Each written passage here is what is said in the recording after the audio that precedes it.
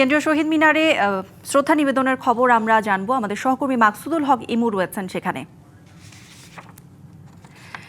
ইমু, আপনি তো সকাল থেকেই যেমনটা জানাচ্ছিলেন যে শিশু থেকে বৃদ্ধ সর্ববয়সীরাই গিয়েছেন শ্রদ্ধা নিবেদনে।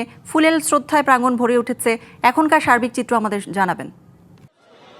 এখানে আসলে মূলত একটার দিকে আসলে শ্রদ্ধা নিবেদন কার্যক্রমের আনুষ্ঠানিক সমাপ্তি ঘোষণা করা হয় এবং একটার কিছু পর এখানে আসলে ফুল দিয়ে শ্রদ্ধা নিবেদনের যে বেদিটি ছিল সেটি কিন্তু আসলে সিটি কর্পোরেশনের যারা আছেন বা এখানকার নিরাপত্তার দায়িত্বে পরিচ্ছন্নতার দায়িত্বে যারা আছেন তারা সকলে মিলে পরিষ্কার করেন। এবং এখন পর্যন্ত এই বেদিটি দেখতে পাচ্ছেন আমার পেছনে যে কেন্দ্রীয় শহীদ মিনারে, এখানে কিন্তু লোকে লোকারণ্য প্রত্যেকে আসলে পরিবার পরিজন নিয়ে এখানে এসেছেন, সময় কাটাচ্ছেন। যেহেতু রমজান মাস, অনেকেই দেখতে পেয়েছে আসলে যেহেতু তারা দুপুরবেলায় সময়টায় আসলে বাইরে বের হয়েছেন সন্তানদের নিয়ে, পরিবারের মানুষদের নিয়ে, তারা আসলে এখানে উঠছেন। তবে একটা জিনিস করে আপনাদেরকে আমি জানাতে চাই যে জিনিসটা আমরা গতকাল বা দুদিন ধরে দেখছিলাম যে ভাষা শহীদদের প্রতি শ্রদ্ধা জানিয়ে মূল বেদিতে আসলে খালি পায়ে উঠছিলেন দুদিন ধরে, সেখানে কিন্তু এই মুহূর্তে আমরা দেখতে পাচ্ছি যে অনেকেই কিন্তু জুতো পায়ে আসলে এই কেন্দ্রীয় শহীদ মিনারের মূল বেদিতে উঠছেন এবং খানিকের জন্য যে ভাষা শহীদদের প্রতি শ্রদ্ধার জায়গাটা তারা দেখাচ্ছিলেন সেটি কিন্তু আমরা এই মুহূর্তে দেখছি না। এবং পায়ে জুতো নিয়েই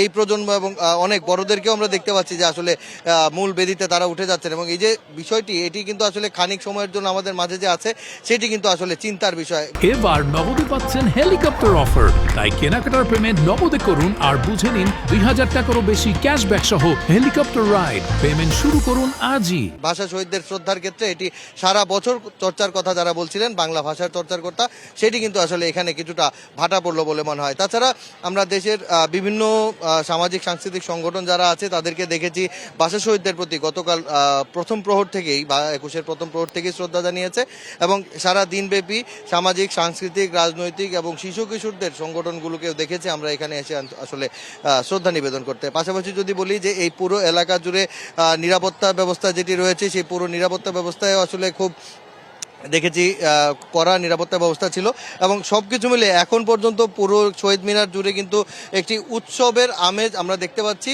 মূলত এই ছিল আর কি আজকে কেন্দ্রীয় শহীদ মিনার প্রাঙ্গণ থেকে আমার কাছে সর্বশেষ। ইমু, ধন্যবাদ আপনাকে।